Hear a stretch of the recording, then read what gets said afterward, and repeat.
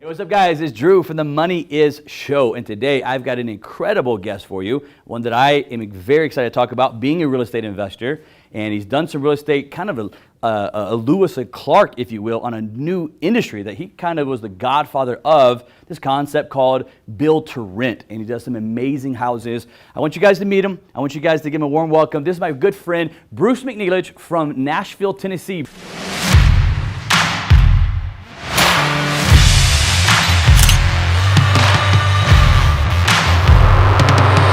We don't talk about money or sex in America.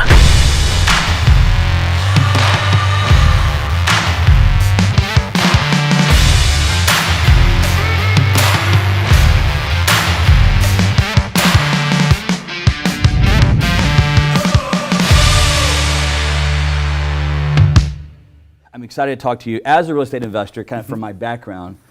I feel like I've got 1,000 questions about what you do. I've got all day. And so I'm excited to dive here and talk to you about it. Before we get into kind of your business, and give me the name of your business for the viewers. Kinlock Partners. Kinlock Partners is the name of his business, and what's the website as well? Kinlockpartners.net. .net. Is that right? .net. Kinlockpartners.net. Of course, we got that on the screen, but I want everybody to know if they can look it up right now when they're watching the video. Before we get started, I want to kind of back up a little bit. And you're obviously hyper successful right now in your business, your industry. You were a financial advisor as well in the past. But I want to go back even a little bit further. I want to go back to as a kid. Yep. You know, what was it like kind of growing up, Bruce? Where did that happen at? A rich family? What was a poor family? What was the vibe there? Sure. So I grew up outside Detroit, in the suburbs of Detroit. It was probably an upper middle class upbringing. Okay. I was one of the kids that cut lawns, shoveled snow, sold this, sold that. And at a young age, I think I became a salesman. And you know, that's kind of what I do today. Now I might sell a bank to lend money.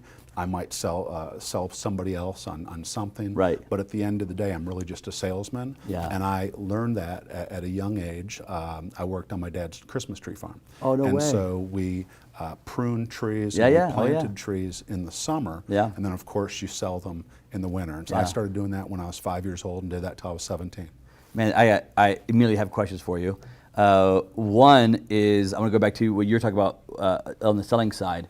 Did you naturally go do that, or were you kind of pushed to go, hey, go, you need to go, you want shoes or basketball shoes, go make your own money? Sure. Well, how did that, what was the, why did you go do it? I don't think it was a choice. It was just kind of told to me, or it's just something you did with your dad. He bought his first Christmas tree farm when he was 19, and then had one, you know, his entire life. And so I think it just kind of evolved. He said, "Do you want?" Well, he didn't say if you want to do this. He said, "Here's what I'm doing. You're going with me." And I just loved doing it. I loved being outdoors. I loved the fact we were selling Christmas trees. I liked making money, but I could spend time and really learn business from him too. I think that was the most important lesson, is learning business and how to do business. I was going to ask you that because obviously a lot of people that I interview, honestly, a lot of them come from maybe lower middle class and nothing. And I love having really this other side of it. Like Eddie, you know, I've interviewed Eddie Wilson, who he really came from the other side. His grandfather owned a bank. And there's so much perspective that I want you to give here. So was your father kind of always an entrepreneur? Did you kind of grow up in this business environment? Yeah. Or did he have another full-time job as well? He was in the investment business. He was just a stockbroker. But he got into other investments. Christmas trees. He owned a very successful pretzel company. Oh, wow. He collected cars and bought and sold antique cars. Just did a number of things. He owned apartment complexes. So do you think and rental properties. Growing up, because I grew up the other side, my parents were school teachers, we didn't have a lot. Do you think growing up, kind of seeing that, right, living the pretzels and the you know, flipping of cars or maybe in the Christmas tree, do you think that helped you and kind of molded you into this, hey, business is normal, I should go down this path? Did it kind of lead you down that path? I think you know, I don't think anybody's born a salesman, but I think I quickly, you know, learned how to be a salesman. And I saw the work ethic. I saw someone being self-employed, making money, and I like that idea of doing that. And so I fell into his footsteps, or followed his footsteps a little bit. Investments, rental properties, things like that. But I think I really went on my own without a lot of tutelage from him. But I think I learned it at a young age. Yeah, for sure. Last thing, I'm going to say this for my office, but I want to put it on the table. I have this crazy desire to buy a Christmas tree farm. Oh, really? Okay. Yeah, I don't know why. Yeah. I love Christmas. Okay. Like I've already ordered my, I have to pay a company to come out and decorate my house and everything. Sure. I just like did the deal with them, had them come out and look everything again for me this year. And I love it. I don't know why, maybe I have no idea, but I've always wanted to own, and I have a buddy that owns one, and I called him and said, hey, tell me about it. How does it work? He owns a big one up in Maine. Okay. And he began to tell me how it all works and all, what it takes and the pruning and the summer. And I was like, you know what? I think I'm out on that actually. Right. More I think about that, I don't think that's what I was thinking. Right. But I want to talk to you more about it because I got probably some questions you could actually help me on the Christmas tree farm side. But I want to talk to you about what you do now in business, right? So that's kind of how you grew up. But what do you do now? I'm sure you've done some other businesses in the past, and I know you're the advisor, but currently right now, what does Bruce do? So right now we are building purpose-built neighborhoods. Okay. We're going in, building an entire community, and instead of selling the houses like most people would, most builders would, we're keeping them for our own portfolio. Right. So you go into a neighborhood, it might look like any other subdivision in America, but we own all of the subdivision. Everybody is a tenant of ours, and then we're keeping the subdivision long term. This is absolutely I just think it's so crazy and unique. Because we were actually kind of doing properties in the same areas. We were we taught Atlanta, and you hit the East Atlanta Village and Kirkwood and Edgewood and all those markets, and that's where I got my start was down there. And we were flipping houses, right? Buy them, flip them for $500,000 or whatever. And you at one point were you flipping houses? Did you kind of start there? Sure. So I started in build to rent in 2005. In Nashville. Built a portfolio and really didn't know I was in the build to rent business. It was obviously a little ahead of my game. We went to Atlanta in 2010. The market had just imploded. Yeah, for sure. Atlanta was one of the worst places in the country. And so we started buying up houses south of the airport with the idea that we'd build up our own portfolio. Within I'd say a few months, the big boys started calling me, all the hedge funds and REITs. Okay, so they started calling you. They started calling me. All right. I don't know if they saw activity, maybe they read an article in the newspaper, but they started calling me and they made us offers that were too good to be true.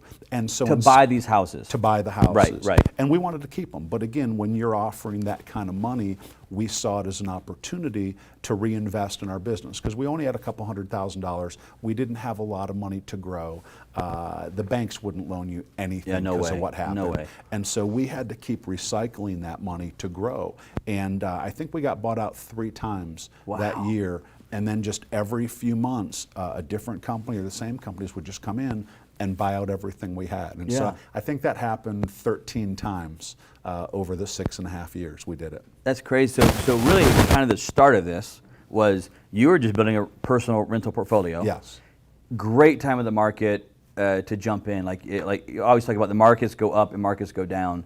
And I always talk, when I teach about money and so forth, I always say wealth is created at the bottom. Sure. And I've never made $1 selling an asset. I've made all my money the way I buy an asset. Because at the end of the day, if you sell a house or an office building, they're going to pay you what it appraises at. Nobody's going to say, Bruce, we like you, we'll give you 20% more. Right. And so all my money has been made how I buy the asset. Yeah. All of it. And so you really were building your own rental portfolio. And then right after the crash, let's say, but we're still at the bottom, and these other big, massive hedge funds that started saying, wait a second, kind of the Wall Street to Main Street mentality. Yes. They left Wall Street and came to Main Street to buy houses all of a sudden. Sure. But they were wanting to buy 1,000 of them at a time, 10,000 houses, right? And they still do. They still do this now. Absolutely. And they started contacting you and saying, hey, we'll buy out your whole portfolio at one time right now. Right. And those were still scattered abroad. Yes, they were scattered. Most of them were scattered in the Atlanta market. They saw it as a way to get big fast. Exactly. Instead of buying them on the courthouse steps 1 and 2 and 3. Rehabbing them. And they were fully rehabbed. They already had the tenant in place. Right. So when they bought our asset, it was cash flowing immediately. Yeah. House had been totally renovated. The tenant was in. We transferred over the security deposit. And when they bought it, it was making money from day one. Yeah. From there, you are at that time. You're still buying early days, you're still buying a house in maybe 2 or 3 houses in East Point, and then 2 or 3 houses over in East Atlanta or wherever it may be. Sure. And they're buying that portfolio. At some point, you have this idea that says, you know what I'm going to do? I'm going to build a whole subdivision, and I'm going to own all of it. Yeah. Okay. Absolutely. I want to go back to that idea. Okay. Because that's a big idea. I don't think that had ever been done before. I think it's a great idea. It's a great idea. It come to find out, it was a brilliant idea. Yes. But I don't think, and I've been in real estate for 20 years now. I don't think at that point I'd ever even heard. Yeah. Mainly, if someone wanted to do kind of what you did, they would go to multifamily. Yes. That was the kind of the play, right? Correct. You had this idea of, oh, you know what I'm going to do? I'm going to freaking not buy a subdivision, but buy the land and build a subdivision and do the same thing. Yeah. Tell me where, if you remember, do you remember where you were when you had this either genius idea at the time or horrible idea at the time? Turned out to be you were brilliant on it. Right. But as entrepreneurs, we have ideas that go good and bad. Sure. Do you remember where you were? I get up real early in the morning. Okay. So it's probably 4 or 5 o'clock in the morning. All That's right. kind of when I think of my ideas, Okay. jot some notes, and send some emails. And I think it was at that time, I know why I came up with the idea. Okay. And when you buy 2 or 3 or 4 houses in a subdivision, Right. all the other neighbors go, oh my God, this is terrible. He's going to ruin the neighborhood. Yeah. We're going to have that type of people Right. The living in tenant the coming neighborhood. in. Absolutely. So I said to myself, what can you do to build high quality rental houses, but not have the stigma of those people are renting? And I said to myself, you know what, if you build a subdivision with 100% rentals, nobody's going to complain. Yeah. You're going to be the homeowners association president and Right. the landlord, so you're going to be able to control everything. And you also don't have a lot of competition. Nobody's renting the house next door. There's not a company down the street that buys Right. 5 houses. So you're really controlling the subdivision. You control the aesthetics, cut the lawn in the front of the neighborhood, plant flowers, things like this. And the idea I came up with really was that. And then, of course, it was just the implementation of the idea. So you had this idea. What year do you kind of start this business, the built up? The full subdivision? Yes, the first full subdivision would have been about 3 years ago. Okay. And it was really just starting up the build to rent that I did on scattered lots. Right, and right. over the time I saved enough money, became knowledgeable enough that I was able to start doing some subdivisions. I think it's a good truth that I want to make sure the listeners saw right there that you did. You put time in from, let's just say the real estate side, from 2009-ish, 10, getting started, all the way up to, if 3 years ago you kind of started the subdivision thing, 2017-ish. Sure. You were still doing scattered, and where you would sell a portfolio for, you said you sold them 13 different times. Yes. Which means you put in 7-8 years of just that concept of scattered properties, and then building it and selling it. And I think my point I'm trying to make to them is wealth is not created overnight. Correct. You put some time in there. Yes. And a lot of headaches, ups and downs, I'm assuming, through that time. And then you kind of you had this idea of, my God, I could blow this thing up. Yes. And go massive with this thing. Yeah. But I do like the time that you put that work in there. Yeah, 15 years of grinding, being on Main Street. I mean, I was pulling toilets. I mean, I never pulled a toilet in my life. I was a financial advisor. Yeah. I didn't know, You went one from type suit of to screwdriver. jeans. Exactly. Yeah. And many times I kept that suit in my truck because I was having to get dressed up to go pitch a bank Yeah, sure. on why they should lend me Absolutely. money. And you can't do that after you're pulling toilets. No. And so a lot of times I would change outfits in the car, or I'd get in one of my houses that had water. Some of them didn't water. Oh, yeah. I'd take a quick shower and then go see a banker. Got done with the Amazing. banker, it was usually no. Yeah. Came back to the house, pulled some more toilets. Yeah. And I did that, gosh, almost on a daily basis, if not a weekly basis. Because I think it's a thing. Like, everybody sees, obviously on the show they see me in a suit, and they see you in a suit. You're a very, very well dressed individual. But a lot of times what they don't see is what it took before that suit was there, before the custom cufflinks was there. It was the jeans and a toilet. And I know what you're talking about, man. When you jump like in a Wendy's bathroom to change an outfit, to go sit with the banker, the lender, to say, hey, I need some more. I'm gonna do another house. And they're like, no, we're good. Correct. And then you got to go back and with the feet, and then go back to a hot house in Atlanta with no AC, no water sometimes, and start doing stuff again. Yeah. That's that grind they don't always see, No, it's sexy when you're dressing like this. Yeah. Your name's in the newspaper and what like that for doing a deal. But most people don't understand what goes into do the deal, and most people don't want to pay I guess, pay that tuition. Yeah. Right? They want to get to this point, but they don't realize there's so many other points that you have to do below that. Do you see that a lot? I mean, I know a lot of times, I'm sure a lot of people come in and talk to you, hey Bruce, how do I do this? Or how do I get into this game? Or, you know, and do you ever see it where a lot of times what they're kind of wanting is that secret formula of quick wealth? Yeah. And I think you made the point right there where they don't always want to pay the tuition. Correct. And sometimes tuition literally could actually mean tuition, but a lot of times what it means is you don't want to go put that 7 years in first to go figure out how the tenant works, how the tenant brain works, how the landscaping of a rental. Sure. Like there's so many details that go into it that if you don't get involved, pay your dues if you will, you never learn. No, you don't. And I think the best thing of tuition is getting with someone smart that's actually done it. Yeah. I've had a couple young men drive around the cities with me, hop in my pickup truck, and maybe spend a month with me. Sure. And they said, I want to be like you one day. And I always say, you know, set your goals a little higher. And after a month of doing deals, they say, you know what, I have no interest in being you. I thought it was sexy, I thought it was fun. And basically I'm going to go into another career. I didn't know what being a real estate developer or an investor was, because again, they saw the sexiness, but just like an iceberg, they see the top part of it. They don't know what goes into getting there, and it's a lot of hard work. It's taking financial risk. It's borrowing to the hilt. And you know, when you borrowed Peter to pay Paul, and now Paul has no money. You know, you're keeping up with the Joneses, or you're trying to, and it's tough, and it's real tough. Let me ask you this question.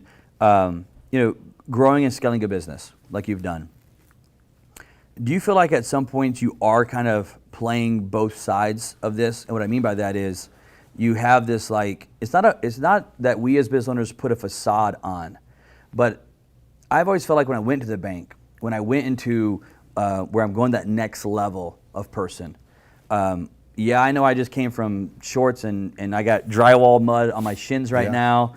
But I don't want to say that I played the game, but I knew that I was at another level and I had to act a certain way, dress a certain way, smell a certain way, for me to really grow. Did you find that in your career as well? Yeah, you learn how to deal with bankers and talk to them on their level. And again, that's coming from my financial background. And so you learn to see what they want. You know, I drive an old pickup truck.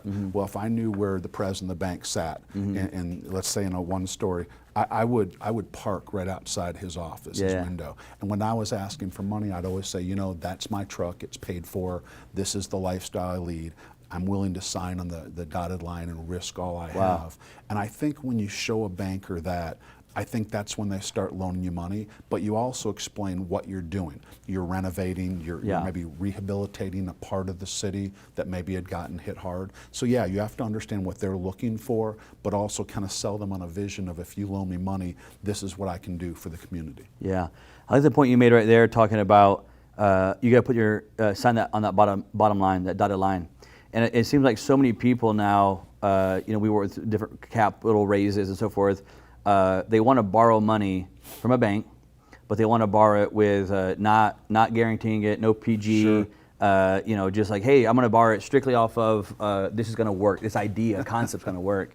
And to me, it's kind of a myth. If you're not willing to bet on yourself, why in the world would a bank bank on you? That's correct. You agree with that? When I talk to the loan officer or the president, I always say, if somebody leads with, do you make non-recourse loans, kick them out of your office, right? They start with that one. Yeah, and I'll say, hey, I want you to make a recourse loan, and I want to risk everything I have. The banker looks at you, and I'll say, because I believe in myself. I know I'm going to succeed. So if you take a gamble on me, I want you to know I'm willing to sign on the dotted line, risk everything I have. And that gives you an awful lot of incentive to get up in the morning early and be successful, because you've put it all on the line. Yeah, for sure. Yeah, I see that all the time, people wanting to, like you said, start with, I want non-recourse, no credit check, no tax returns. And if we lose, sorry, I'm out. Nah, it doesn't work that way. You will not get far doing this in business or in real estate. Let's talk about, I know you've had massive success, and I want to get some of your success philosophies, ingredients that you kind of use, but I also want to go back and I want to talk about maybe a time you got kicked in the teeth in business. Right? Wherever that was, it could be 20 years ago, but wherever it was, just give us kind of maybe a quick story, a highlight story of paint us a picture of like how, when you failed, Okay. when you're in the valley. Give us take us to that place where it happened at. And what I'm looking for is, after that story, what does it take to keep going there? Because that's when it's low. Friends will leave you. Yep. Wives will leave you sometimes. Business partners will leave you. And when you get in the valley, depending on how low that valley is, great business owners, great investors, developers find a way to just keep going. Sure. Tell me a story, and then give me a principle that you found inside that valley. I think one story I could tell you is south of the airport in Atlanta, we found a shelled out 12-plex. Okay. Really nice brownstone. It was all studded. It had plumbing. It really looked like you had to put up drywall, do some work to it, appliances and whatnot. And so I said, hey, this is great. Thinking that you could go down, pull a permit, everything's good, and whatnot. Well, I didn't do enough due diligence, and City Hall was just within walking distance. And all of a sudden, I found out there was all sorts of problems. There wasn't enough parking, this, that, and the other, and I was sold a bill of goods that I actually had something I couldn't get a building permit for. Wow. And you can't fix up a building, you can't rent it out, you can't sell it if you don't get a building permit. It went about a year to hire attorneys, sit down with council members, have meetings with the mayor, and get them to finally approve it. Because at the end of the day, I'm trying to provide affordable housing to the city, but they're looking at it as, hey, we're going to make you pay for the sins of someone else of not doing something. So that almost took me down. Because you still, even to this day, self-fund your deals, which is very, very unique, especially the size that you are right now with your business. I want to come back to why you self-fund, but go back to this story. You got this 12-unit apartment complex that you're really stuck with now. You got dead money in here. They can't do anything. It could actually go really bad and end up bulldozing it and selling it, I guess, for dirt at the worst case. In that valley, in that moment, you got this money risked on the line. If you were like me at night, you're laying in bed thinking, man, what did I get myself into on this one? I better not tell my partner, my wife, how deep I'm in on this one yet. And but how do you keep going? What's the thing that you find in that valley that said, I'm going in, I'm still going? Well, I mean, there's a couple of things. First of all, I learned, do some more due diligence when you buy something. Just because you see something half built, don't think you can build the other half. And so I should have done more due diligence. That's something I learned. The other thing I really learned is, when you're in that valley or whatnot, you don't really have a choice. You've got to dig yourself out of the valley, because the minute you don't and you quit, that's fatal, but it's also final. And if you just keep going, keep grinding, hopefully things will work. And I sold the vision of what I wanted to do to the mayor and the city council, and they bought in, and then you finally say, hey, I need this from you to deliver this. And I think it just goes back to being a salesperson. I had to sell them to let me finish the project so I could give it to someone else. If I couldn't sell it on them, again, you mentioned dead money. I'm sitting there with the shell. Not only did I put my own money in it, I borrowed money from a bank. And that makes it real tough if you can't get something done, absolutely. You talk about sales a lot. I've noticed you say this several times, and I know sales are all correlated together, but there is a different type of sales, and you're making a very, what I call a high-profile sale. And the fact of sometimes selling is, let me sell this coffee cup, right? Let me sell this microphone, a product, a gadget. But then there's this other type of sell where you're selling a vision. You're saying, hey, let me show you where we're going. And that's a skill that most people don't actually have. A lot of people don't even have a sales ability to sell microphones. They can't sell, right? They don't enjoy it. They don't like it. But there's a whole other level of sell that you're talking about that I want to make sure people understand. When you're talking about selling, you're not talking about selling a house, which I know you do.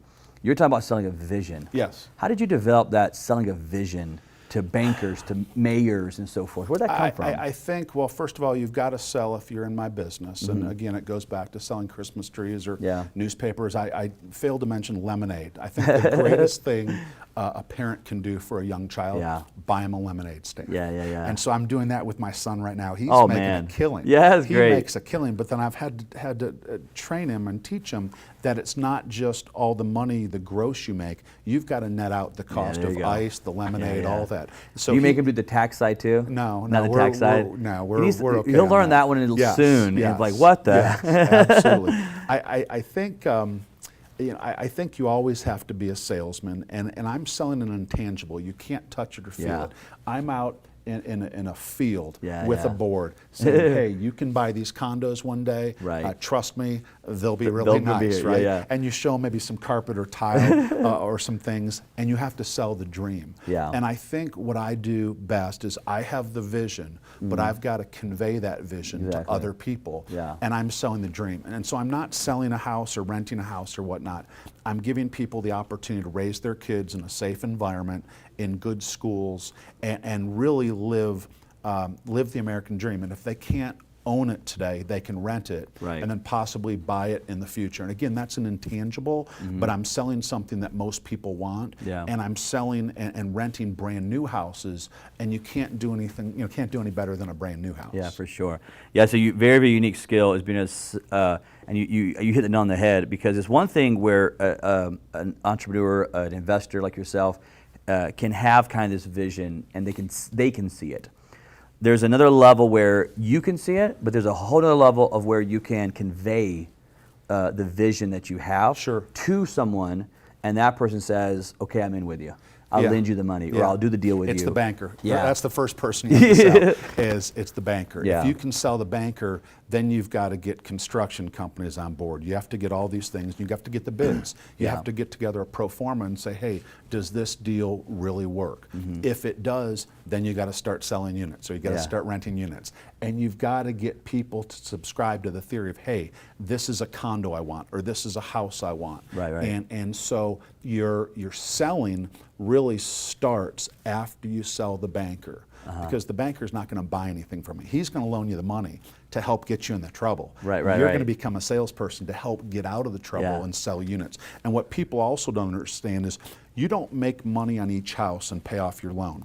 Your loan is not paid off till you sell the last 10 or 20 or 30 houses. So you pay off your debt, you pay off your debt, you pay off your debt. When your debt's finally paid off, then you can keep everything else. But if you don't sell the last 10 or 20 units, you may have paid back part of your loan, but you haven't made any money. You're still at zero. You have to keep selling. You've got to keep doing that project, and your money is made all the way at the back end. You're not making money from day one because you're paying off the debt and the money you owe the bank. I want to take a quick little session here. I'm going to do some rapid fire with you, and before I do that, though, when I come back from that, I want to talk about kind of this past of you being a financial advisor, and I want to talk about the angle of, like, you obviously help people in your past with financial advice, and I want to kind of tie these two together of rentals and how they work with investments, and kind of maybe the traditional concepts of mutual funds and so forth. And you've been on both sides of it.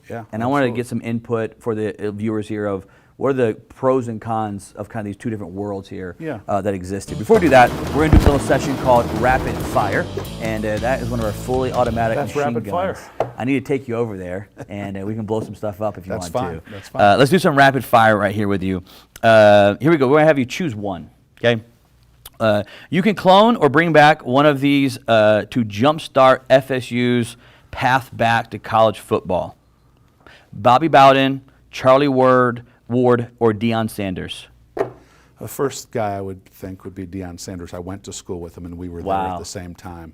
So I think if you went to school at prime time. Yeah, that's cool. I think if you had another Deion Sanders on your team, that would help tremendously. Now, Bobby was a great coach. You don't make too many coaches like that. The reason they stay around at one school for 30 or 40 years is they've got the secret sauce. They know what they're doing. But I think I would bring back Deion Sanders. Prime time there? And he was so fun to watch.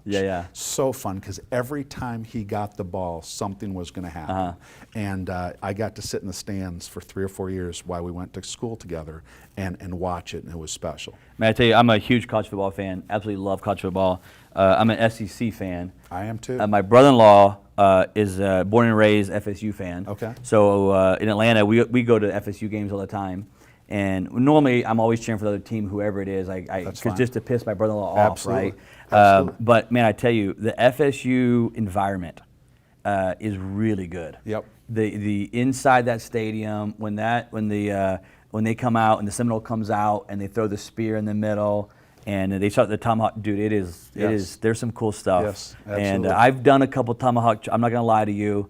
I've done some. Even though I wasn't a fan, I'm like, dude, I got to get in on this. Well, the Atlanta Braves stole that from us too. The Atlanta Braves weren't doing it. They took that from us. I liked it. Let's do rank the last 4 presidents from best to worst.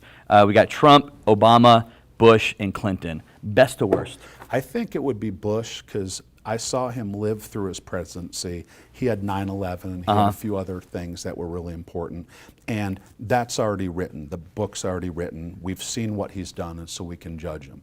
Donald Trump, that story is not written. Okay. We're still writing that book. So I can tell you how I feel about him up to this date, but I don't know what he's going to do in the future. Future holds. And then on Obama and Clinton, I don't know which one was worse. If I had to look at it, I'd say Clinton, just for maybe some of the things he did outside of being the president. And Obama, I think that story is still being written because of some of the financial things he put in place. Some of the other things we haven't experienced or seen what has happened or what will happen because of that. And I think you can judge him more in 5 to 10 years. Some of it keeps unfolding out from the policies put in and so forth through there. So your order was Bush, Trump, because it's still untold, Obama, Clinton. That's correct. The worst. That's your ones right there. Absolutely. All right. Better region of the U.S. To invest in, Midwest or Southeast? Southeast. Southeast? Absolutely. Tell me why Southeast. Well, you look at a number of things. You look at automobile manufacturing. It's all going to the Southeast. And actually, most assets that we own are in a city where there's a large plant, a large factory. You also look at low income taxes. I'm in an area where there's no income taxes. Tennessee, you have no income taxes. So you have a lot of people moving there. And the Midwest, you're just losing jobs, and you're losing jobs because people are moving with those jobs. Right. And if they wanted to stay in the Midwest or Northeast or some of these areas, you wouldn't have the same growth. But the Southeast is booming for a number of reasons, and it's because a lot of industry has come there. Low taxes and a good work environment. I always liked, I invested with rentals in the Midwest, more towards Chicago area, and then in the South. And I always liked the South a little bit better, and one reason I liked it better was because of the winters, meaning we don't really have them. Sure. Where in the North, we had these massive, horrible winters, and you have a tenant, you say you're doing a lot of houses. I can't tell you how many times my pipes burst in a rental property. And eventually I'm like, I got to get out of here. Just because in the South, at least it's not going to burst in the winter. Right. But I've always enjoyed this investing in the Southeast as well. Last rapid fire I got for you on this one was, it's going to be kind of a part 2 here, but give me the first thing that comes to your mind when you hear the word MAGA, and the first thing that comes to your mind when you hear the word AOC. I have no freaking clue. What the hell are you talking about? MAGA, Make America Great Again. Okay. What's the phrase that comes to your mind when you hear that phrase? Donald Trump. Donald Trump? First thing that pops in your head? I think not runaway, not Reagan? No, I think Donald Trump and the spirit of America and what you could do in America, that everybody has a chance. And what this person does and what that person does, it's the sum of the parts. If you have all these people doing something for a common good, that's Make America Great Again. It's amazing how much kind of these presidential, say, slogans actually affect people. Sure. Like MAGA. But I tell you another one that I thought was great was Obama's. When he ran, he had the one that Yes We Can. Yes. Do you remember that one? Yes. And it's amazing how these few little words on a presidential slogan inspire our country and get behind someone literally off of this little few words. Yeah. And I thought Obama did a great one when he did his. I thought Hillary's was a little rough. I think it was I'm With Her. I don't remember it. I think it was I'm With Her. And I thought it was a little bit tough, and obviously it probably didn't pan out too well, but MAGA was another good one. AOC, that's Alexandria Cortez. That's the Congress lady that came from a bartending that wants to help stop cows from farting in her environmental plan. You know who I'm talking about? I know who you're talking about. First thing that comes to your brain. Mine is cows farting is what comes to my brain. I would say confused. That's a good one, man.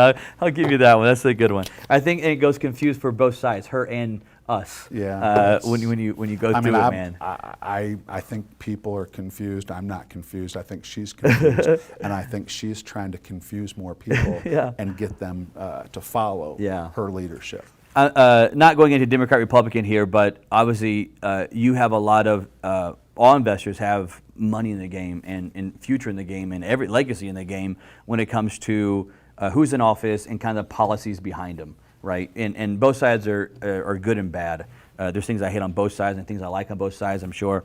But when you kind of go through this presidential election year we're having right now, do you make any kind of adjustments, kind of looking ahead, where you say, hey, I don't want to go too deep right now because I don't know what's going to happen yet, or hey, it doesn't really matter who wins, I can keep going through. Right. Do you look at that in like an election year and pause at all? So that's a good point. I tell my wife all the time, I'm going to make money. I know how to make money, whether this president's in office or this president. Sure. No matter who has a policy or which way it's going, I'm going to make an office, because I can pivot and I can do different things. And so in an election year, what I'm worried about is my pocketbook. Okay. I'm worried about what they're going to do to taxes in the future. Okay. So are they going to eliminate this or put this in? And I'm trying to look at how that will affect my business, and maybe start to look at the pivot I might do, and have a plan for this and have a plan for that. Yeah. I think your first comment I think is dead on. I think sometimes people overstress about what's going to happen if so and so gets in office or this and that. And I tell you what, man, America's been running for 400 years. Absolutely. On both parties coming and going. And I think no matter who wins, if you know how to make money, you're going to make money on either side of it. Absolutely. Not saying you not twist something or pivot, like you said, or change, but look, at the end of the day, if you know how to make money, you're going to make money on both of them. Absolutely. Which I think is a great point. I think sometimes people get overstressed on that concept there. Let's go talk about your financial kind of background. And I'm really interested to kind of get this insight from you of you have done both sides. You've done the mutual fund, stock, let's say, side of it, paper asset side, and now you've done high levels, and both high levels of it too, of real estate portfolio. Obviously, for most people, they were always told get a job, put their money in a 401k, and let it roll. What's some insight you could give the viewers on these two different worlds, because you've been in both of them? Right. What's some insight you could give? I think the insight I could give is, in real estate, you can start with a very small amount of money, $10,000 or $20,000. You can buy a single-family house, fix it up, a duplex. You can't really start a significant amount of financial wealth by investing in mutual funds or stock market. You can put $10,000 in, maybe it goes up 10 or 20% that year, but the other thing that I think is incredibly valuable is you can use leverage in real estate. Yeah. If I put $10,000 in, I can borrow $40,000 from the bank, and now I have $50,000 in real estate. Right. In the stock market, the most you can do is 2-to-1 leverage. If you put $10,000 in, you can borrow $10,000 from the firm, and now you have $20,000. If each investment goes up 5%, I'd rather own the investment that goes up 5% on $50,000 and not 5% on the $20,000. And there's also some tax advantages like depreciation and whatnot. And you can control that asset. You can touch and feel that asset. Now, the negative on real estate is it's the easiest thing to buy and it's the toughest thing to sell. I know 5 days a week I can sell that stock or bond at some price. Right. Real estate and is quickly.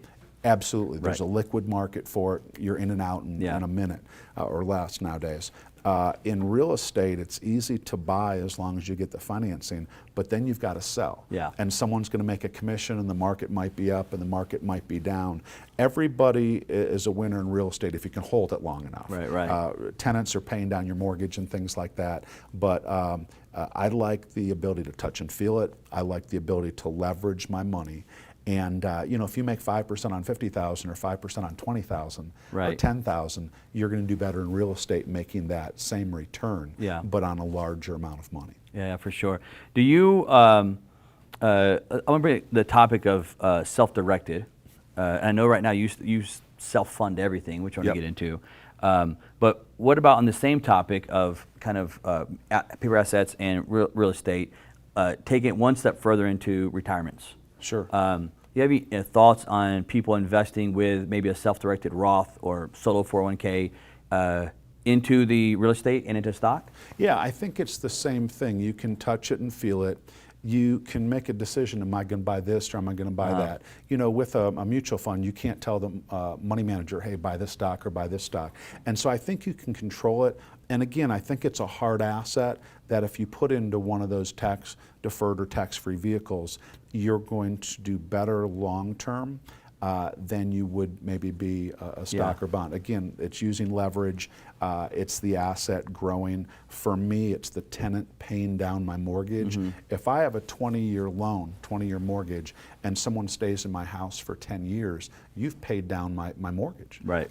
If I've got 3 or 4 tenants that stay 20 years, I've got a free and clear house. Right. It's because you sat there and you paid off my mortgage, and every time a house becomes vacant, I've got multiple applicants basically applying to pay my mortgage off. Right. And so I love the idea of doing it. Again, you have to have enough money to buy the real estate, but a small investor can get into it with one house. I love what you're talking about, because when it comes to the rental properties, one kind of truth that I've said in teaching classes that always, I think it's where the light bulbs sometimes went off with people, was, hey, it's super hard if you think about it. Some of you in this room have been trying to buy your house for 30 years. Sure. And you still don't actually own your house. Yep. And you're trying to buy one house. The concept of rental properties is, what if you had 30 people all buying houses for you? 30 people buying 30 houses for you. Yep. And really that is the rental game. You were using the word paying off my mortgage. When you say this person is buying a house for me, for me, when I taught it, like this light switch, like, wow, you're right. You're actually going to buy a house for me. And they're going to thank you. Yeah, they're going to be happy. You're providing something they need. They're going to thank you. I recently had a tenant I did not know was in my house for 10 years. Yeah. Write me a very positive note on Google, thanking me, giving me a 5-star rating, and they feel lucky that I'm their landlord. Now I'm providing a service for them, renting it actually a little bit under market because they've been staying there for so long. But I have a 20-year loan. I've been taking that positive cash flow, paying down that loan, and I don't think I have but maybe $15,000 left on the loan. Wow. And I've only had 3 tenants in 16 years. Yeah. So I'll be free and clear in about 18 years. I put less than $10,000 down. Yeah. People have been happy and paid down that mortgage for me. It's an amazing concept how real estate works, and how much it benefit even just having 1 or 2 rentals. And my wife is a nurse. She does not have a financial background. But I've always told her, honey, if I can buy this and people will pay me rent and they'll pay off the mortgage, how many houses should I buy? And she goes, baby, you buy as many as you can. It's so true, so true. I got another question I want to get to here with you. I can't wait to get your insight on this one. I've got a lot of opinions of my own on diversification. And I want to get your thoughts on what we were told maybe as like middle class about what diversification was.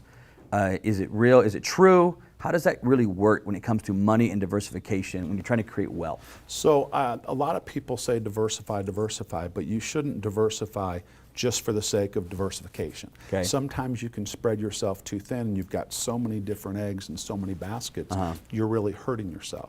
So I think if you have some money in cash, some stocks, some bonds, and some real estate, that's really the way to go. But then the question is, how do you rebalance, or how do you know you're diversifying in the right direction? You can't put money in banks and earn more than 1% or 2% on CDs. So CDs would not be where I would diversify.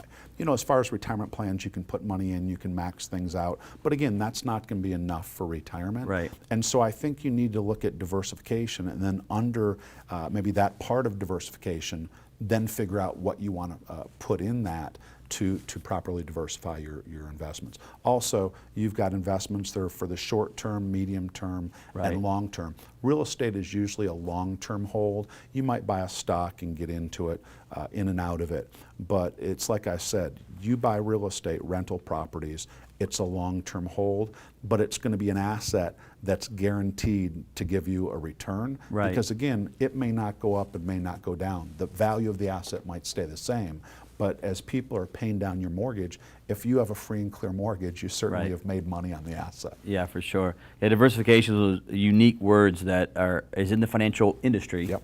That means different things to different people. And it's unique to see people's different insights from real estate and the stock side of it as we go through here. I want to take a second. I want to get some of your favorite stuff that you have in your life. So I'm going to go through a little segment here called Your Bruce's Favorites here, and we'll see. We should have some good answers here for you, and then I got a little surprise for you here coming up as well. Bruce, do you have a favorite influencer that you kind of watch, listen to, that you enjoy what they do at all? You know, I have a number of them over the years. I've looked at people in the real estate business. I think Ted Turner's been one that I've looked at. You know, certainly people like Warren Buffett or whatnot. You know, the other people that have been involved in real estate, I try to watch many of them and learn from their mistakes, but learn from their successes too, because at the end of the day, I don't want to pay tuition. Exactly. I want someone else to make the mistakes. Now, I've made the mistakes and other people have watched it, or it's been my form of tuition.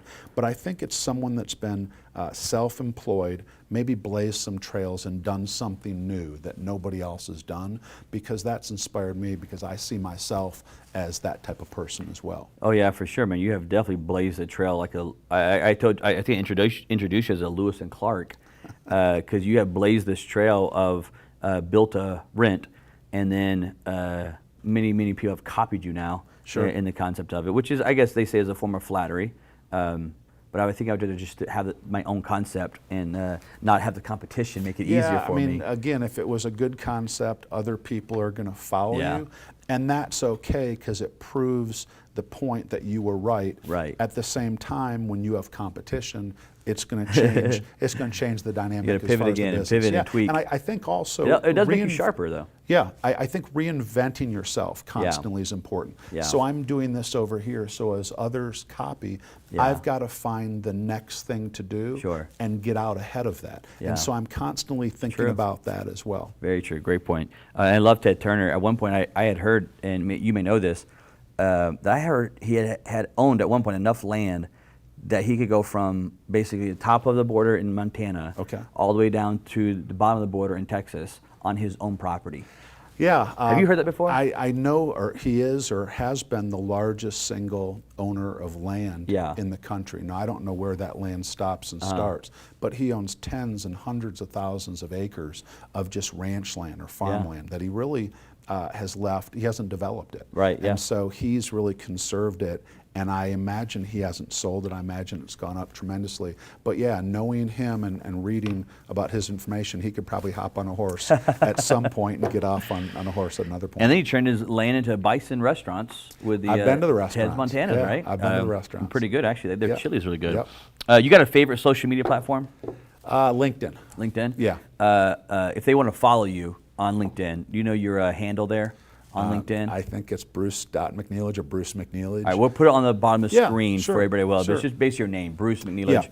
Maybe a dot in there, but we'll put it on the screen to make sure you have it there.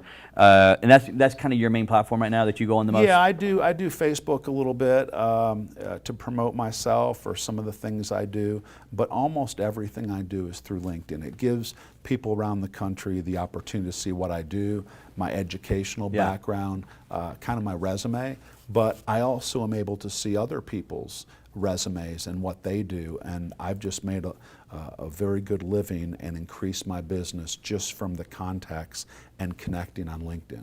When are we going to see Bruce on TikTok? I don't know how to do that. I don't change light bulbs that much, and I've got people helping me with my computers, but I think I've danced enough in my lifetime. What's your favorite holiday? My favorite holiday, well, I can tell you it's not April 15th. I think my favorite holiday is Memorial Day or Labor Day, because we're celebrating something that's relevant. And everybody in America is having a good time. I think some people celebrate that for certain reasons, but it has always meant to me, you know, America, hamburgers, hot dogs, you know, being somewhere, watching a parade or whatnot. But to me, that's an American holiday that everybody can enjoy. And those are great holidays that sometimes get overlooked sometimes. Absolutely. But they come at great times, because really nothing, these are September and great times they come in. Absolutely. On Memorial Day. Growing up, my father on Labor Day would, we'd be off school for Labor Day or whatever it is, and then he'd wake me up and say on Labor Day, it's a holiday for you to labor and learn what it looks like to labor as you get older. And Labor Day was a day of labor at my house as a kid. We had hot dogs and everything, but he would make me work. And his whole principle was, you don't want to go do this. You need to go learn how to be a business owner. Because he was just a blue collar person, and he didn't know how to do business, but he knew that being a blue collar worker was not the answer. And it was a unique lesson that he would teach me on Labor Day every year. Go pick up trash and go do this and go do this, and you'll learn you don't want to do that for 50 more years. That's correct. And you should go, I don't know how to do it, but you need to go figure out how to go do a business. And it was a unique teaching lesson he gave me. Last one I got for you real quick is, you got a favorite, I'm excited to hear this one, favorite Christmas movie? I mean, you did a Christmas Tree Farm. Oh, favorite Christmas movie. I think it'd probably be the first movie I saw after we were done selling Christmas trees.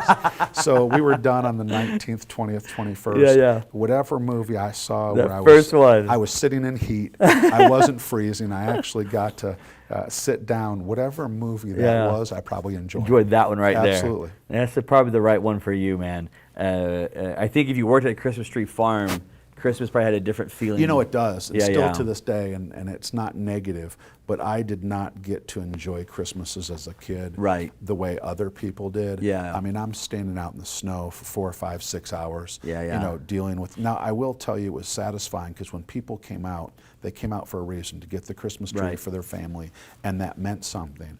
But Christmas for me always meant working. Long hours. Right up until the last day before Christmas, or a few days before Christmas. And so I didn't have the same Christmas like a lot of people. But once Christmas hit, I knew I didn't have to work on Christmas Tree Farm to the following summer. The following summer you're off, man. I got a couple of pictures here. I want to get, tell me when you see these kind of photos here on the screen, tell me what you see or what you think. Give us some insight on some of these photos. What do we got going on right here, man? We got my what is this? That's my junior, senior picture. Okay. I still have the same, well, I have less hair, but I still had a lot of hair. Back when sock ties were real popular. They're making a comeback. I had a cotton sock tie. I remember it was a brown blazer, and I had a nice white starch shirt. I always had those. What year was that right there, you think? That was 1983 or 1984. 83, 84? And you were a junior in high school? Yeah, junior or senior. Junior, senior in high school right there. The hair is killer, dude. Yeah, I actually used to have to blow dry it to get that look. I don't do that anymore, but yeah, I've always had a little bit of hair. What do we got here? Oh, that's me, I believe, on a layup. With the short shorts. That was, I was probably 14. That's the John Stockton shorts, man. I was 14. I can tell you what I know about that picture is I made that basket. That's what you know about it? I got off the court a little bit. I was able to jump a little bit. Well, you had the high socks, which gave you the air time. Yeah, absolutely. The high socks and short shorts. That's the game right there. Yeah, that was me playing basketball. What year was that, you think? Or how old were you? That was 1981 or 1982. 81, 82. You were how old right there, do you think? 14? You said 14? Yeah. Was that school ball or rec ball? No, that was school ball. I had the good fortune when I was 13 to be 6'2". Oh, wow. So I was one of the bigger kids out on the court, and that gave me some opportunities, and it gave me a little, I guess, I was head and shoulders above everybody else. Yeah. So. Did you play all sports in high school? Yeah, I played 3 sports, football, basketball, and baseball. Played all of them? Which was your favorite? Baseball. Baseball? Absolutely. Still your favorite today? My son plays baseball. I was a catcher. Catchers are in charge of the whole game. Oh, yeah, they run the field. They're the only position where everybody is in front of them. Yep. And if you think about it, catchers get the ball every time. They touch it. I did 9 innings. I didn't do like a pitcher. They didn't pull a catcher out of the game. But it's really every year, every month, every day, I was a catcher. Yeah. Now your boy plays now. My boy plays now. Absolutely. You said he's 9 years old, I believe. 9 years old. And you got him in ball now. Yeah, he started when he was 5, kind of like me. We started in T-ball. They start off getting pitched to by the coach. Yeah. There was no T-ball. He was asked to be on a travel team at 6. Okay. I was still hitting the ball off a tee at 6. We said no at 6, but yeah, he's playing a lot of baseball now at 9, and I enjoy it. I'm able to coach him a little bit, and in 10 minutes, I think I showed him everything I knew. And baseball's a lot different. It's a lot different now. Yeah, it's good. And we got one more here for you. Well, what do we got going here, Bruce? This is a telling picture here. Yeah, I'm in a different suit there. I've still got the same kind of hair, big smile on my face. and I was voted class flirt. Yeah. And you can see Linda was voted class flirt as well. Linda and I are still friends. Really? But yeah, that's something. I don't think Rob and Alan probably got as many votes. I probably got twice as many as both of them added together. They were what do you call them? Like a favorite, like not a favorite, but a oh man, I'm losing the word here. Like a just there for the show, like just there to have their name in there. You knew going in you were going to win it. Yeah. The school knew you had it in the bag. I did a lot over 4 years to earn it.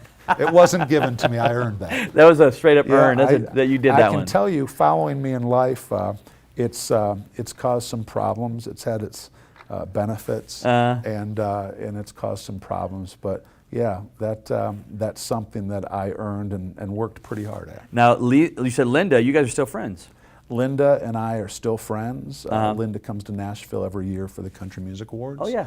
And Linda doesn't look much older Wow. than that now. She's done really well for herself. And what's great about Linda is she was a cheerleader, and still to this day she's in charge of our high school reunions. No way. She's still a cheerleader, and she bought a house within 100 yards of the school. Of the high school so there? She barely got off campus. And still to this day she lives about 100 yards from our high school. Now is that Detroit area? Yes. Is that where the high school was that you went to? Absolutely. Was in the Detroit area, man. So Troy, we have Michigan. some flashbacks here. Absolutely. Of some old school. I was 17 then, back when blue double-breasted blazers were all the rage. You could see I had changed your style a little bit. I had a double-breasted blazer. But unique, man. I was thinking about this last night. You went to dinner and you dressed immaculate last night and great today. But even back then, you were bringing it. Yeah, the heat, man. I own suits and I own start shirts and I own ties. I'll tell you a story about the start shirts. Is I had another friend who was actually a girlfriend for a time, and she worked at the cleaners. Okay. And if you took her up some dress shirts, they got cleaned for free. Oh yeah. And so I always had a nice starched white shirt, and I dressed up a little bit and had a few more suits and sport coats and whatnot that most people had. Yeah, no, that's good, man. I got so many thoughts running through my head here, but I think I'm gonna hit them in the office. Is that the last one? That's the last one I got for you right now. There may be more coming, bro. Sure. There may be some more coming, but I want to kind of go a little bit deeper into this. Your company right now. We've talked about all the stuff leading up to it. You got this company that you're doing where you build house subdivisions and then sell them off. And right now you still self-fund everything. I do. And obviously there's viewers. Are you ever going to open up to taking on investors? Yeah, I'd like to. In the past, I had an interest in investors, and nobody had an interest in investing with me. Now, it's funny. Banks want to lend you money. It used to be I would call bankers and say, "Hey, could I take you out to lunch?" Right. Now I've got them calling me and asking me to go to lunch. But yes, I'm interested in that. The problems I've seen is somebody wanted to tell you how to do business, or we think you should open up over here, or we want you to do houses over there. And I think I've become, and I always have been, fiercely independent. And so the one thing that concerns me is if I do have other investors, I've got to be in control. I've got to be that catcher, right? And I have to be in control. But we've looked at investors, small and large. I'm not there yet because they've wanted more of the deal, and they've wanted me to do the work, and that's not the type of relationship that I'm looking for. Exactly. Just out of curiosity, if someone was actually interested in talking to you or maybe even investing with you, sure. Where would be the best way for them to follow up with you? Is it your website? You can go to my website. My email address is there. It's just Bruce@kinlockpartners.net. The website is kinlockpartners.net, and there's some content about what we're doing. If someone said, "Hey, I'd like a long-term asset," or are you looking to flip anything? There are some opportunities out there that present themselves, and I might be in the middle of one. I might be looking for my next deal, but there's certainly opportunities at different times of the year that may be available. Absolutely. So it may be good on their part too. Then reach out to you. At least Absolutely. At least get an email out to you. Absolutely. And see where you're at. Yeah, and I think the other thing I've done over time is I've helped people, over 15, 20, 30 minutes of a phone call. always take the calls, always willing to spend some time with people. And I've talked them out of investments. Because a lot of people, again, say, oh, this is sexy, or, I'd like to do what you do. And I think one of the things that I've been fortunate and I've helped people is to talk them out of things. Or maybe they had some preconceived notions of, hey, I think this is, I think this will work. And I will talk pretty basic with them. Yeah. And I will tell them the truth. And a lot of people don't want to be told the truth. Right. But I think when people see my success and how long I've been doing it, I think people are willing to listen. And I'm going to speak real frankly. And I can tell you I've told more people not to invest than I've told to invest over the years. Yeah. That's a very unique trait. It is. In the investor world. It is. Right. Like you said, most of the time when people are doing investing as the developer, let's say, most of the time the answer is always yes. On capital, if someone wants to give you capital. So it's very unique that, number one, and the proof is in the pudding, because not only do you tell them not to invest, you still self-fund everything that you do yourself, right? I do. So it's a very unique, which is also a very truthful perspective you have. Right. That the other investor could actually come to you and listen to you, because it's extremely upfront and truthful with it. Yeah, and I think because I have so much money invested myself, I think that would give someone a good feeling that, hey, I've got so much skin in the game, I'm going to lose if you lose. For sure. Conversely, a lot of people are pitching investments, they have no money in it themselves, but they tell you it's a great idea and that you should get into it. Yeah. Because not only on your business you have right now, not only do you build a subdivision, build up all the new houses, you guys will rent all those houses out. Some of those subdivisions you actually keep and hold on to. Yes. However, some of those you actually flip. I do. Yeah, you flip them off to a massive. I've got a national reputation going back a number of years of providing high quality assets with good tenants and consistently doing that. And so most of the major corporate investors, the institutional investors, know who I am. Right. They know what I have, and I'm in the markets that people want to be in, that they want to invest in. And so at any one time, if I'm building something or I have something, I could sell it at any one time to multiple investors. I don't want to, but because I self-fund, I have to recycle capital. But again, you don't apologize for making a profit on something, and sometimes making a profit is a good thing versus staying in something, and maybe you ride the ups and downs and you don't make the profit. Yeah, because you always got to have the capital to go create that cash flow. That's correct. And when you sell it, you're going to create that more capital, which allows you to go create the more cash flow. Yeah, I mean, the more money I make, I invest that money, the more money you make.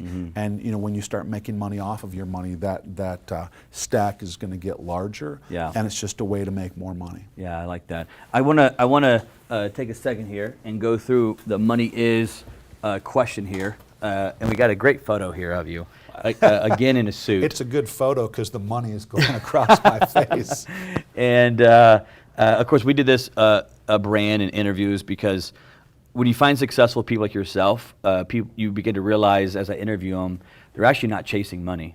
There's something more important that they're looking for. And money is just something that's almost a byproduct sometimes of what they're building and developing and so forth, but they're not necessarily in the pursuit of money. They're chasing something else. There's something more they want with it to do. And so I love getting these words. We've got some incredible words on the wall in there. So I'm going to have you fill this out right here, whatever your word or words may be, and then we're going to have you sign it right here, and then me and you will talk about what that is. Let me give you the Sharpie there. Okay, fantastic.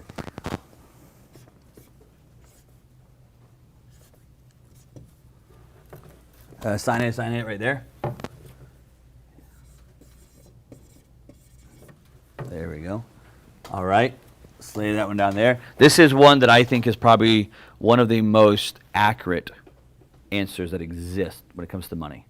And I think if you don't believe this answer, I'm not sure you'll ever enjoy money.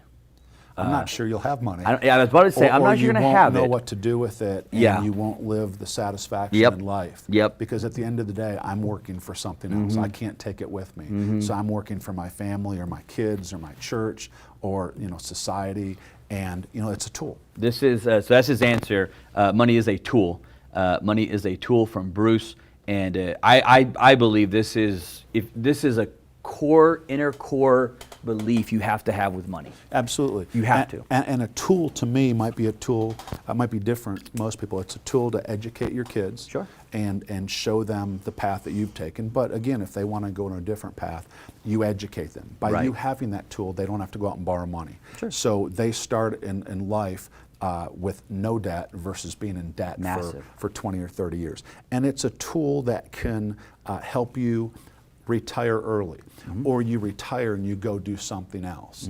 But it's a tool that you can use it in a good way or you can use it in a bad way. So you have to understand it's a tool, but you have to use it the right way, or it's a tool, but it's a tool that you probably haven't fully utilized. And if you don't use a tool the right way or don't use the tool at all, you really kind of wasted what that tool can do for you. Yeah. I always think about a simple illustration is I always think about a hammer. And a hammer has a massive amount of ability. It can build houses. It can put roofs over people's heads. It's also been used very bad. And people have died with murders with hammers. But it's a tool, just like money. It can be used for good. It can be used for bad. But just like the hammer, if you do not use it, it's not going to do anything. It's going to sit there and never do anything. Yeah, you can't make any money doing that. And I think if you learn how to use a hammer, again, that's going to be the tool that creates the money. Yeah. I think getting an education, I think learning from other people's mistakes versus your own, those are all tools, learning tools, that will help you be more successful, whatever that success is to you, your family, and whatnot. So I think it's a great tool. You just have to learn how to use the tool to get what you want in life. Love it, man. I want to give you the floor here for a second, and I want you to talk to the viewers here about kind of your final words here of wisdom. And I know there's probably a lot of hours you could spend on this topic. You're extremely successful. Kind of a godfather of an industry, which gives you a different insight. You got the financial advisor side, but when you look back in your career of being success, what are some of the final pieces of advice you would maybe give some of the viewers listening to that maybe want to get into real estate? Right. Maybe they're not in real estate, but they want to invest, or maybe they're trying to scale their real estate business right now, which you've obviously have done. What's some of the final words of wisdom you'd give them from your successful career so far? I think the difference in retiring in the golden years, or maybe the brass years or the silver years, is owning 5 rental properties, just 5 houses. Over time, during your 40s or 50s or 60s, people are going to pay those houses off. That's going to give you cash flow in retirement. Imagine making $5,000 or $6,000 or $7,000 a year of additional cash flow added to Social Security or added to your retirement plan. That's the person that's out golfing. The other person is the one holding the bag or carrying the bag. And so 5 houses over time, that's the difference between the golden years and let's just say the years that are not golden. Wow, that is well spoken, because that one little piece can literally change someone's entire family structure in retirement. Sure. It's them taking their grandkids to Disney World.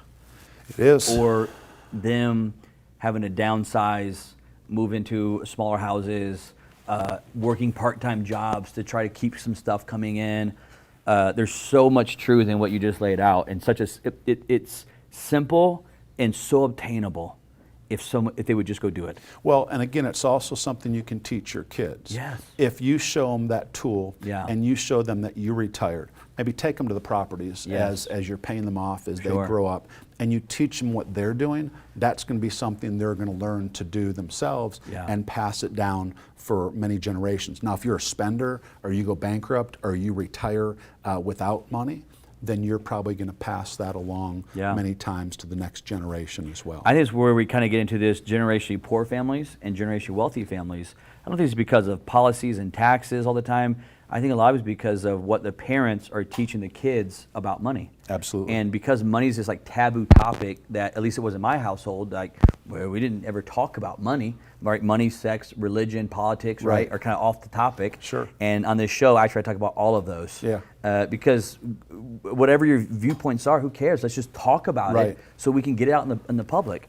And we even talked about, this is one of the shows, not all the shows that get talked about sexuality, but we got the flirting. We were close to the topic of it here with you. I had money. I had money because I was working on my dad's Christmas tree farm, and that was the way I got to that point. Got that point right there. Yeah, right. it's good, man. But I love having this show, man. Absolutely great show. I hope we can do some work together in the future. I want to go back to my office and shoot some more stuff there with you. Fantastic. As well. But guys watching, make sure you follow Bruce. You can learn a lot from him, not just in real estate, but also in business, and learning how to be a pioneer in a business that doesn't even exist, and understand how that works, connecting the dots with lenders and bankers. And another big point, Bruce, that you made was knowing how to cast a vision, but then knowing how to convey that vision, Absolutely. which is so critical to business. You guys need to follow him, learn from him. We'll see you next week on the Money Is Show.